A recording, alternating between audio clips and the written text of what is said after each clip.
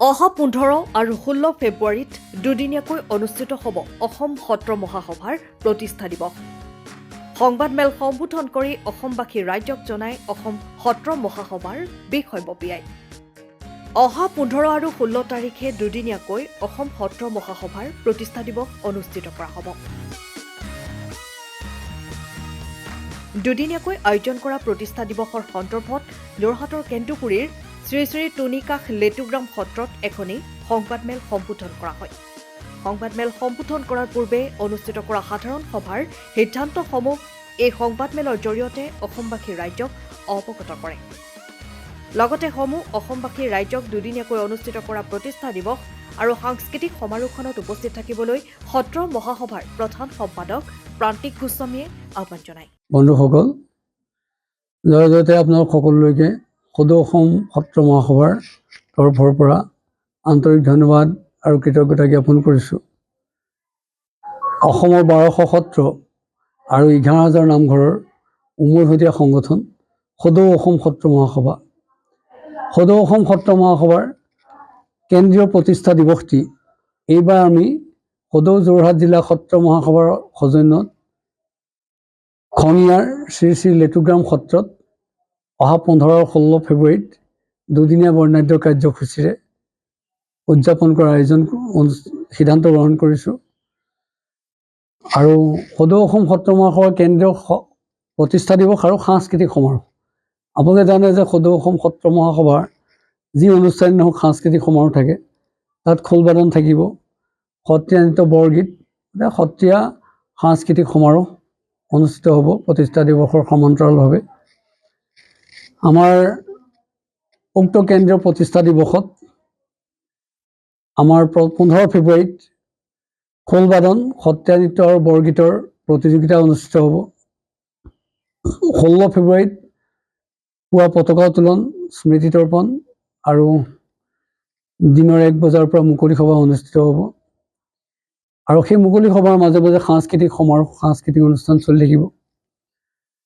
আজি আপোনালোকক জনাবলৈ পাই আমি সুখী হৈছোঁ যে উক্ত প্ৰতিষ্ঠা দিৱসতে আমি অসমৰ মাজুলীৰ ঐতিহ্যমণ্ডিত মাজুলীৰ শ্ৰী শ্ৰী উত্তৰ কমলাবাৰী সত্ৰৰ সত্ৰাধিকাৰ শ্ৰী শ্ৰী জনাৰ্দন দেৱ গোস্বামীক সত্ৰ পুষ্প বঁটা উক্ত অনুষ্ঠানতে আমি প্ৰদান কৰিম। আৰু নৃত্যাচাৰ্য অসমৰ পুৰোধা ব্যক্তি শ্ৰীযুত যতীন গোস্বামী দেৱক আন্তঃৰাষ্ট্ৰীয় সত্ৰীয়া শিল্পী বঁটাৰে আমি সন্মানিত কৰিম। আৰু তাতেই নগাঁও জিলা কলিয়াবৰৰ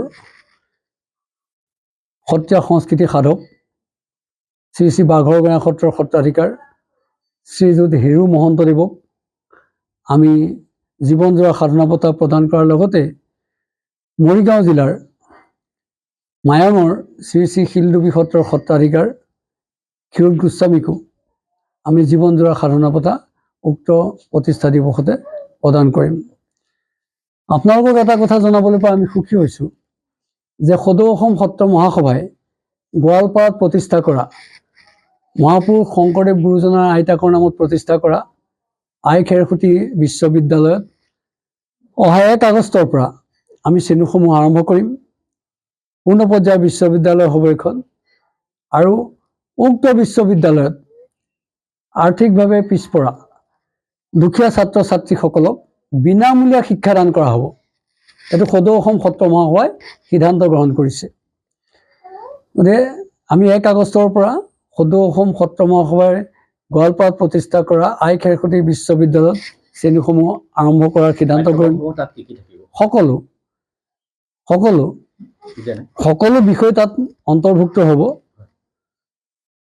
মানে সকলো বিষয়, এখন বিশ্ববিদ্যালয়ত যিসমূহ বিষয় থাকে সকলো বিষয়। প্ৰথমতে আমি গৱেষণামূলক পাঠ্যক্ৰমে আৰম্ভ কৰিম, তাৰপিছতে সকলো বিষয়ৰ শ্ৰেণী তাত আৰম্ভ হ'ব এখন বিশ্ববিদ্যালয়ত। আৰু আপোনালোকক আমি জনাবলৈ পাই সুখী হৈছোঁ যে আমাৰ 3খন সাংস্কৃতিক মহাবিদ্যালয় ইতিমধ্যে আমি স্থাপন কৰিছোঁ। আৰু বাকী 2খন, এখন ধেমাজিত আৰু এখন নগাঁৱত অতি সোনকালে প্ৰতিষ্ঠা কৰা হ'ব। আৰু আমি অহা মাৰ্চ মাহত সেই বিশ্ববিদ্যালয়খনৰ অধীনত থাকিব সেই মহাবিদ্যালয়কেইখন। মহাবিদ্যালয়খন নহয় আমাৰ সেইখন মানে সেই বিশ্ববিদ্যালয়ৰ অধীনতে চলিব, কিন্তু বৰ্তমান আমি বেলেগ বিশ্ববিদ্যালয়ৰ মানে অধীনত আমি তেওঁলোকক পাঠ্যক্ৰম আমাৰ আৰম্ভ হ'ব। আৰু আমি অহা মাৰ্চ মাহত আমি এটা সকলো সত্ৰাধিকাৰক পৰম শ্ৰদ্ধাৰ সত্ৰাধিকাৰক লৈ ভাৰতৰ বিভিন্ন তীৰ্থক্ষেত্ৰ দৰ্শন কৰাৰ পৰিভ্ৰমণ কৰাৰ এটা আমি সিদ্ধান্ত গ্ৰহণ কৰিছোঁ। সত্ৰাধিকাৰসকলক আমি সদৌ অসম সত্ৰ মহাসভাই এইটো যোৱাৰ ব্যৱস্থা কৰিব, তীৰ্থক্ষেত্ৰসমূহ পৰিদৰ্শন কৰাৰ। গতিকে এইটো এটা বৰ ভাল খবৰ। অসমৰ সত্ৰাধিকাৰ সকলো সত্ৰাধিকাৰ, আৰু সত্ৰাধিকাৰ বুলিয়ে নহয়, সত্ৰসমূহৰ দায়িত্বত থকা তত্ত্বাৱধায়ক সত্ৰাধিকাৰ হওক, সত্ৰীয়া হওক, সকলোৱে যাব পাৰিব। গতিকে এইটো প্ৰগ্ৰাম অহা মাৰ্চ মাহত আমি কৰিবলৈ সিদ্ধান্ত গ্ৰহণ কৰিছোঁ। আৰু যে কিবা জানিব লগা আছে, সময়ৰ খবৰ সময়ত পাবলৈ ফ'ল' কৰক টাইম অফ আছাম।